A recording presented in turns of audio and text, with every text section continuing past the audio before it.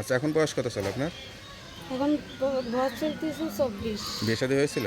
না, কি বলেন, 24 বছর বয়স হয়ে গেছে এখনো বিয়ে শাদী করেন নাই? কেমন লাগে নিজের কাছে এই জীবনটা? অনেক খারাপ লাগে। তো এখন কি আশা নিয়ে আসছেন প্রতিবেদনে? আইসিটি আসনে যে আমার পাশে এসে দাঁড়াবে, আমার দায়িত্ব নিতে পারবে, হুম। সে যদি আমাদের রাখার চেষ্টা রাখতেছে, আমি তার কাছেই থাকবো। মূল কারণ উদ্দেশ্য আমার সৎভাবের অত্যাচার তো ভালো লাগে না।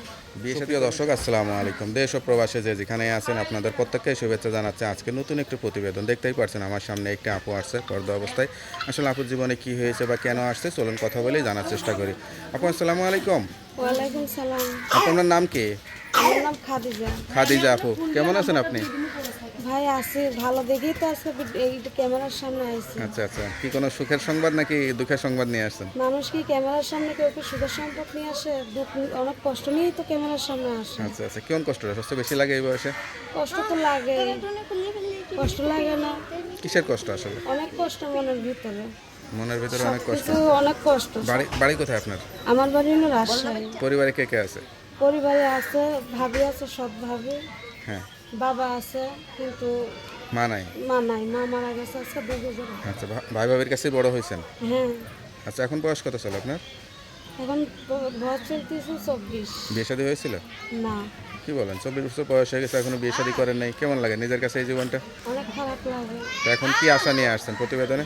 আইসিটি আসনে যে আমার পাশে এসে দাঁড়াবে, আমার দায়িত্ব নিতে পারবে, হুম। সে যদি আমাদের রাখার চেষ্টা রাখতেছে, আমি তার কাছেই থাকবো। মূল কারণ উদ্দেশ্য আমার সৎভাবের অত্যাচার তো ভালো লাগে না। বিয়ে শাদী করবেন সে আশা নিয়ে আসছেন?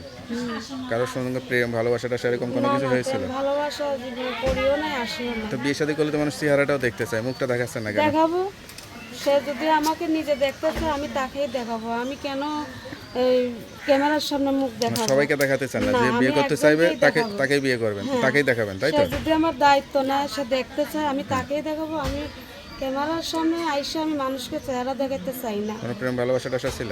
না না, আমার কোনো লাইফে প্রেম ভালোবাসা ছিল না। আমি যা অনেক বলতেছেন সত্যি কষ্টের বলতেছেন? মানুষ। যা বলতেছেন সত্যি বলতেছেন? শিওর সত্য, এবং কি আমি যেখানে থাকি আমার ঠিকানা দেবো।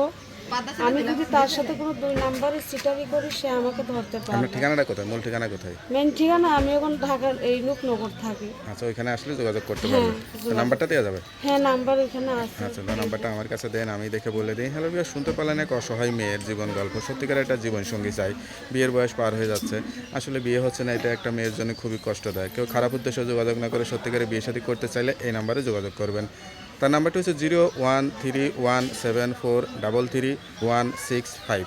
নাম্বারটা তো আপনার কাছেই থাকে? হ্যাঁ, আমার কাছে থাকে। যাক, নাম্বারটা খোলা আর রাখবেন। হ্যাঁ। আমি যে ভিডিওটা করছি, আপনারা কেউ কোনো খারাপ কোনো কথা বললেন না।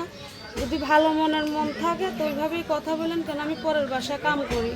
কাম না করলেও অন্যরকম হয়ে জায়গা আমার অবস্থা। ভাবির রাতের কথা শুনতে হয়, ভাইয়ের কথা শুনতে হয়।